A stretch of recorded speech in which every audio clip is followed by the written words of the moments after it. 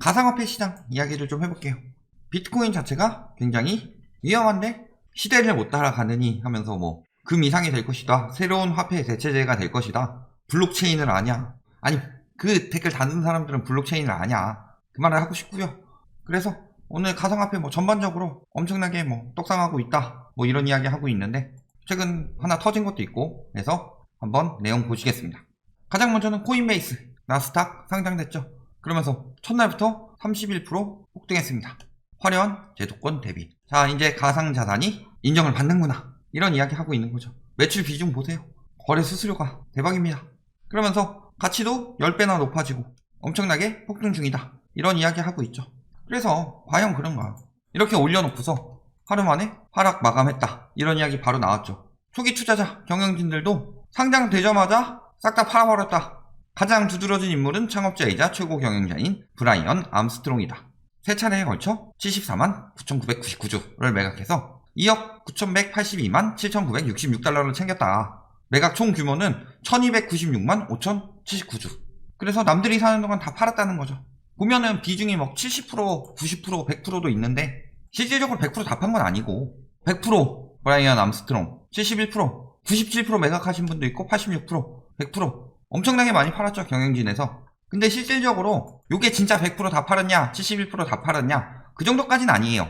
보면은 코인베이스에 클래스 A랑 클래스 B, 그러니까 A등급, B등급이 있는데 A등급 같은 경우는 이게 주식 거래용 등급이라고 보면 요거 같은 경우는 의결권 같은 거, 지분 이런 게 핵심이라서 실질적으로 B등급에서는 그대로 주식 거래처럼 팔 수가 없어요. 그래서 A등급으로 바꾸든가 아니면 안 팔든가 둘 중에 하나 해야 되는데 보통 요거는 지분을 많이 가지고 있는 거니까 A등급으로 바꿔서 팔 일은 거의 없죠. 그런데 A등급에 있는 주식들을 대부분 매각했다. 이렇게 보시는 게 맞겠죠. 그래서 실질적으로 100%, 71% 뭐 이렇게 팔았다고 하는데 전체에서 가지고 있는 보유는 6, 7% 정도 되네요. 요 내의 주식에서 매각 중인 거다. 그러니까 코인베이스가 망할 정도로 저렇게 올려놓고서 경영진이 싹 다 팔고 빠진다. 이런 기사까지는 사실은 거짓이고 하지만 알 수 있는 것은 팔 수 있는 것들은 많이 매각해서 차익을 남겼다. 즉 생각보다 높게 올라갔고 지금이 고평가됐다고 경영진들이 생각하고 있다. 이렇게 보시는 게 맞겠죠. 그럼에도 지금 계속 오른다. 최고점 아니다. 정점 멀었다. 그러면서 이제 장기 투자를 권하는 전문가들이 있습니다. 장기 투자는 보통 어디에서 많이 들어가요? 가치 투자할 때 많이 들어가죠. 지금 최고점 아니고 장기 투자해라 라고 하는데 실질적으로 IT 버블 때도 그런 얘기는 있었어요. 최고점 아니고 장기 투자. 지금까지 가지고 있으면 오르긴 올랐겠네요. 닷컴 버블 때보다 더 오른 주식도 있겠죠. 하지만 저게 굉장히 장기 투자를 할 만한 것이냐. 그렇다면은 이게 세계 정부로부터 많이 인정을 받아야 된다. 이런 상황이 되는 거죠. 자, 그러면서 다른 코인들도 폭등한대요. 알트코인, 뭐 도지코인 가자. 그리고 비트코인도 사실은 이제는 어느 정도 규격화돼서 등락이 좀 적다. 그러니까 듣보잡 알트코인 투자 들어간다. 광풍이다. 이런 이야기 하고 있죠. 그러면서 비트코인보다 오히려 다른 것들에 더 많이 들어가고 있다. 성질 급한 한국인. 우리나라가 지금 투기 심리가 굉장히 심하죠. 비트코인도 웃돈이 많이 붙어 있다고 하죠. 중국으로 송금 굉장히 많이 빠져나가고 있는 거 아나요? 지금 자산시장에 투자하시는 분들 뭐 맨날 정부 탓 많이 하죠. 시진핑 눈치나 보고 있다. 뭐 맨날 정치적으로 막 이런 식으로 몰아붙이는데 실질적으로 비트코인 하시는 분들이 중국에 있어서 애국자죠. 많이 빠져나가서 그걸 막고 있는데 지금 그걸 웃돈 주고 사고 있어요. 비트코인이나 가상화폐가 뜨기 힘든 이유는 뭐예요? 일단은 국가별로 다 반대하고 있죠. 뭐 옐런 재무장관이나 파월 다 반암호화폐 정책, 투기 수단일 뿐이다. 이런 이야기 하죠. 굉장히 투기적이고 여기다가 불법적인 게 많죠. 영화나 드라마 같은 데서 뒷돈 빼돌릴 때 코인으로 보내, 출처 남기지 않게. 이 정도 수단일 뿐이죠. 거기서 투기 심리가 몰렸을 뿐이다. 제로섬 게임 얘기했더니 네가 뭘 아냐, 제로섬 게임이 뭔 줄 아냐. 제로섬 게임이 뭔지는 알아요? 암호화폐가 자체적으로 생산성을 가지고 있나요? 환경만 파괴했지. 미국만 그래요. 인도는 가상화폐 금지 법안이 추진되었습니다. 물론 허용으로 선회한다 이런 식으로 되더라도 내역 전부 공시하고 투기적 수단으로 쓰지 않도록 최대한 감시하겠다. 국가에서. 인도만 그래요? 터키 암호화폐 금지했죠. 일제히 급락하고 있다. 폭락한 이유 뭐 때문이다? 터키에서 암호화폐 결제 중단을 선언했기 때문이다. 아니 근데 솔직히 터키에서 암호화폐 금지됐다고 해서 다른 데서 비트코인이 빠질 이유가 있나요? 암호화폐 가격이? 터키 유동성 정도만 빠지면 되지. 그러니까 저런 곳에서 금지를 했다는 거는 점점 더 퍼져나갈 수 있다. 이 위험성을 느꼈기 때문에 빠졌다라고 한다면 지금까지 빠지고 있어야 되죠. 그런데 어때요? 빠지고 다시 올랐죠. 그리고 오늘 또 빠졌죠. 그냥 뉴스 하나에 흔들거리는 시장이다. 이런 걸 가지고 투기 자산이 아니라고 말하고 있으니, 자, 이게 저는 핵심이라고 봅니다. 하락 베팅 인버스 ETF 나왔다. 캐나다에서. 일단은 올릴 만큼 올렸죠. 팔고 빠지겠죠. 팔고 빠지는데 이런 거 미리 만들어 놓고 어떻게 하는 거예요? 팔면서 차익 남기고 요런 거 사가지고 하락 베팅 해가지고 2배로 차익 남기겠다. 리만 브라더스 붕괴될 때 거품이 터질 기미가 굉장히 오래 있었죠.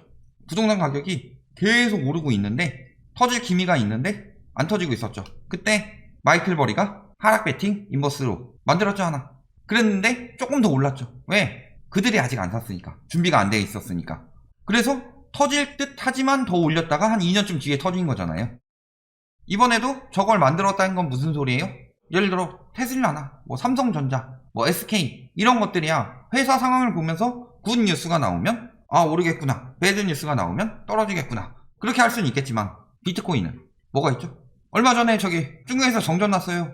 비트코인 거래량 40% 줄었죠. 바로. 굉장히 변수가 많다. 뭐 특별할 것도 없는데 그런 시장이기 때문에 떨어지는 것도 진짜로 돈 많은 사람들이 한번 자금 쭉 빼면은 활자세 막 붙으면은 걷잡을 수가 없다는 거죠. 그걸 언제 봤어요? 2017년 12월에. 근데도 아직도 그냥 무조건 오른다 가자 이러고 있어요. 그러면서 뭘 네가 알아서 여길 얘기하냐. 당신들보다 잘 모를 수도 있어요. 그런데 적어도 눈 뒤집혀져서 위험하다는 그 강과성을 아예 무시하느냐. 지금 굉장히 각국 특히 미국에서 재무부 장관이랑 연준 의장이 위험하다고 했는데 세계적으로 그 머니파워를 좌지우지하는 사람들이 그 둘보다 더 센 사람이 누가 있냐. 언제까지 뭐 동학개미 가자 해서 외국인 이런 거 다 이기고 개인의 힘 이거 언제까지 될 것 같아요. 원래 개인의 이익은 한번 빠지기 시작하면 걷잡을 수가 없다. 2017년 비트코인에서 봤고 얼마 전에 게임스탑 같은 데서도 충분히 봤죠. 자, 각국 정부에서 가상화폐 단속을 나설 수밖에 없습니다. 왜? 불법적 용도로 많이 쓰고 있으니까. 투기 수단으로도 쓰고 검은 돈이 많이 흘러가죠. 여기에다가 미국에서 지금 제일 견제하는 데 어디요? 중국에서 엄청나게 생산하고 있죠. 우리나라 돈도 중국으로 꽤 많이 들어가고 있는데 가상화폐에서 중국으로 흘러나가는 돈 막겠다는 법안도 나오고 있는데 거기다가 우리나라도 이에 더불어 이야기하고 있는 거죠. 미국에서 얘기했어요. 우리나라에서 안 할 수 있겠어요? 자금 세탁, 사기 등 불법 행위 우려가 커진다. 6월까지 특별 단속 기간 정하더라. 지금 세계적으로 이런 흐름이 있는데 이게 엄청난 미래 기술이 필요한 것이라면 몰라요. 근데 엄청난 미래 기술이 여기에 들어가느냐. 꼭 비트코인이 있어야지 미래가 보이느냐. 비트코인이 있어야지 엄청난 기술의 성장이 있느냐. 별거 없죠. 무에서 유를 창조하는 게 아니라 유에서 무를 창조하는 기술인데. 블록체인 기술 뭐 맨날 이야기하죠. 데이터 분산 처리 기술 해가지고 네가 블록체인에 대해서 아냐. 그래서 가지고 왔어요. 블록체인 기술 뭐예요? 분산 처리해가지고 여러 명의 데이터를 나눠서 저장하니까 네트워크 위변조를 위한 해킹은 사실상 불가능하고 중앙 관리자도 불필요하다. 새로운 기술이다. 그건 블록체인 기술이 새로운 기술이지 블록체인 기술에다가 투자를 하는 게 아니잖아요. 비트코인이 블록체인 기술에 투자를 해요? 아니죠. 블록체인 기술을 통해서 만들어진 가상화폐라는 것을 이게 뭐 온라인 금이니 하면서 뻥튀기만 시키는 거죠. 그리고 해킹이 안 될 것처럼 이야기하는데 엄청 잘 되고 있죠. 나도 모르게 출금. 해킹 당하고 있죠. 분산 이동되고 있고 타인 지갑으로 출금 해킹 이런 거 쭉쭉 잘 되고 있죠. 거기다가 오늘 이야기 나왔죠? 뭐예요? 미 재무부가 조사한다 아니에요? 조사한다는 소문에 1시간 만에 14% 폭락했다. 본인들도 알고 있는 거예요. 이게 뭐 미래 화폐 기술이고 이런 게 아니라 불법 자금 통로인데 이게 시장이 남들 다 커지고 있으니까 유동성 들어오니까 나도 따라 들어가서 벌어야지. 근데 이런 것들 지금 다 걸려나가게 되면은 망한다는 거 알고 있으니까 큰일 났네 하고 빨리 일단 빼고 본 거다. 그러면서 늘 말씀드려요. 가상화폐 요즘 들어서 뭐 테슬라 뭐 차 결제되니 뭐 어디서는 뭐 받느니 하는데 실질적으로 이게 화폐 가치를 하느냐. 가상화폐니까 화폐처럼 쓸 수 있느냐. 신용카드 들어있는 돈처럼 그런 가치를 못하고 있고 변동성도 크고 그래서 사실상 가상화폐라는 이름을 가진 또 하나의 그냥 투기 수단이 나왔을 뿐이다. 이런 이야기를 했죠. 그랬더니 요즘에 뭐 테슬라 뭐 결제되니 저기요 세금 엄청 많이 물립니다. 비트코인으로 사면 누가 사요? 팔고 현금화 한 다음에 현금으로 사지. 화폐 가치를 가질 수가 없다. 일단 변동성이 이렇게 크고 각국에서 원하지도 않는다. 이에 대해서 레이 달리오가 한마디 해줬죠. 모든 나라는 화폐 공급과 수요를 독점적으로 통제하기를 원한다. 자, 미국에서 뭐 찍어요? 달러. 일본에서 뭐 엔, 우리나라에서 원, 이런 것들 찍죠. 예를 들어서 이게 비트코인으로 대체가 된다.